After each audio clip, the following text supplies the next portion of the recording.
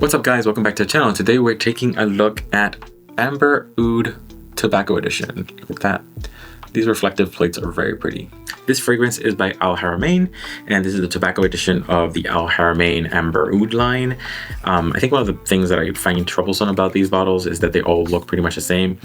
The difference in tone of this one and gold is not that different. It's a slight variation of this color, which is not great.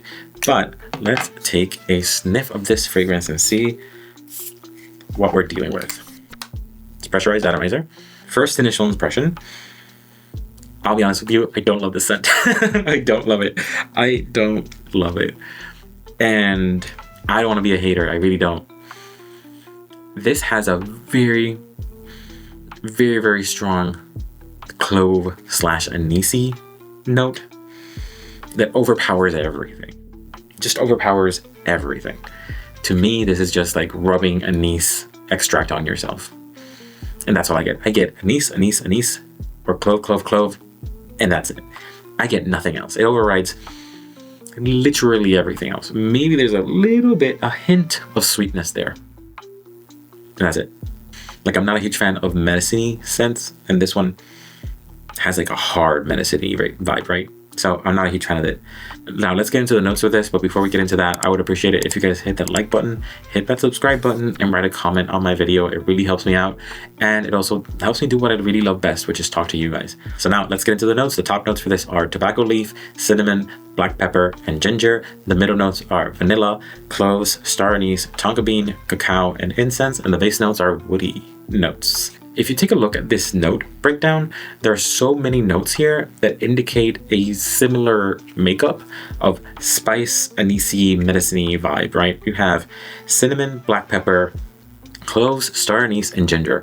All those 5 notes would give you that medicine-y vibe. And that's what I get. Like, when I smell this, you can definitely pick out those clovey, star anise, gingery vibes.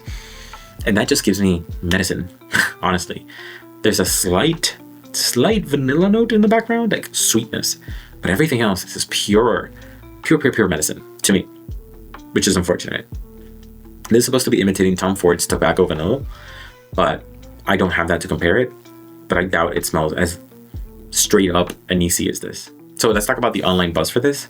According to Fragrantica, this has a 4.24 out of 5 with 2,677 votes. So it's fairly popular. So I know based on the online buzz that a lot of people picked out that strong clove and medicinal note.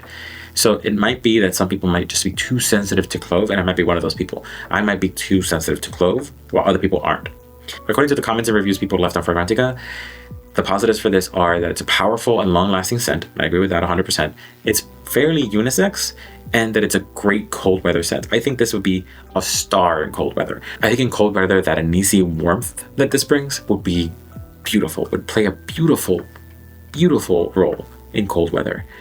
Now, the negatives for this is that strong clove. A lot of people mentioned it. A lot of people mentioned that strong, aggressive clove. A lot of people mentioned that that tobacco note is a little bit elusive, that's hard to pull, hard to notice, and that's 100% true for me. That tobacco note, I cannot pull for the life of me. And then the last one is that people say that it's pretty harsh, and I agree with you. Like, I had a little bit of a headache when I started this video, and every time I sniff this, I can feel my headache trying to like pound its way back. So this is not great for someone with a migraine. Like, I don't love this scent. On dry down, it doesn't change. It just becomes more anise-y, becomes more medicine-y. It's not my favorite. In terms of projection longevity, it does project pretty strongly, and when it dries down into a maybe 1 foot, 2 foot bubble. So it does project pretty strong, and it does last pretty decently. So I think it stays on your body projecting for at least 4 hours, and then it turns into a skin scent.